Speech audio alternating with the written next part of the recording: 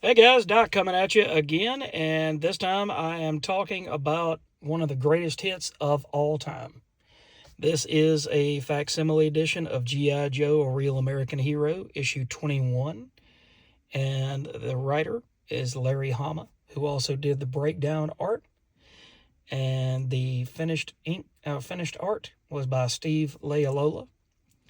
And this is one of the greatest issues of G.I. Joe, and it's a testament to Larry Hama's storytelling ability, both as a writer and an artist, that there was a rush job on this book for some reason, and George Russos was the colorist as well. But there was a rush job on this book for some reason. It had to be done, I think, in 2 weeks, is what Larry Hama said.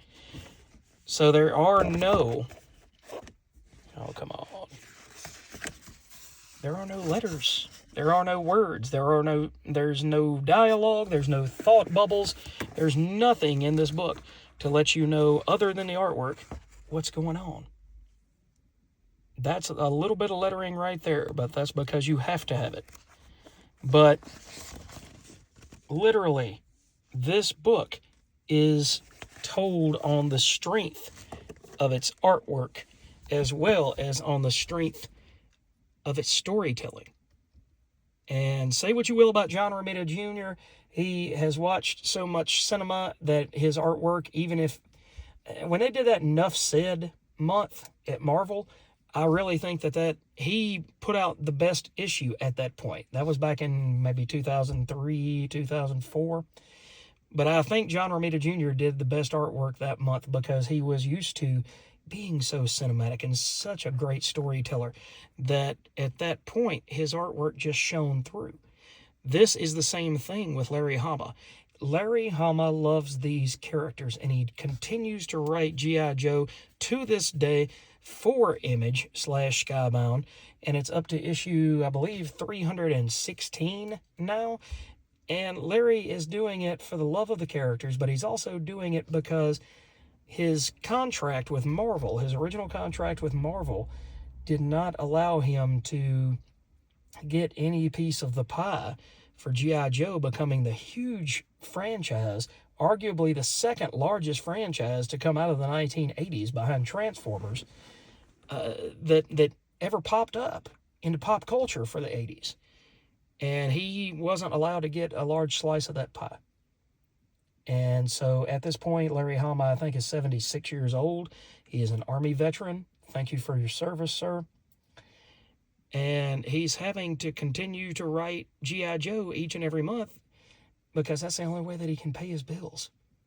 Now, Robert Kirkman, when he got a hold of G.I. Joe and Transformers, has tried to right the ship a little bit and make sure that Larry gets a cut of some of the merchandising, and if they do reprints on his issues, he tries to make sure that Larry gets a good slice of that as well. But in the end of the day, Larry has done this book for over 300 issues. He has written some of the greatest storytelling to ever be put down in the comic book medium. And in this issue, he shows off his artistic chops as well. And I know Leialola did the finishes, but he did the breakdowns and thumbnails. So he did 2/3 of the artwork. Leialola did the finished artwork and the inks. So this is one of the greatest books, not because it's G.I. Joe, but it's because of the storytelling that you'll find in this book. It's top-notch and it's second to none. You flip through this book, which starts off with this great Ed Hannigan and Klaus Janson cover, and you open with somebody sneaking into a castle. You see Storm Shadow popping out of a jet. Scarlet has been captured. Snake Eyes, not Storm Shadow, my bad. Here's Storm Shadow that is torturing Scarlet, and Scarlet is torturing him as well. You have Destro on the move with some of his Cobra la la la la la la la. Just look at the faces. Look at the different poses, the different characterization that you get in each single page.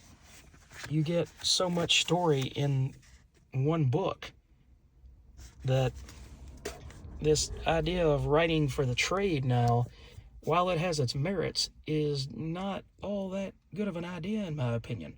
I think that if you can tell a story in a single issue, I don't think you should have to scratch it out into 2, 3, 6 issues. I think you should be able to tell that story and move on with your day and let people enjoy the comic for what it is. So this came out, I believe, 2 weeks ago. So if you hadn't had a chance to pick it up, check out your LCS. See if they have a copy, and if not, maybe they can order a back copy. There are multiple covers to this, I see. There is Andy Kubert and Laura Martin. There's a sketch cover. What else is available? And then you have the foil cover, as well as the original cardstock cover. So be sure to check this issue out. You will not be disappointed. And speaking of not being disappointed, I just got back from the Grind City Meat photo meetup, and we are all set to get going next month. So it was fun to meet and re-meet some of my photography friends that I haven't seen in a while. So I got to talk about comics, and I got to meet my friends for photography today.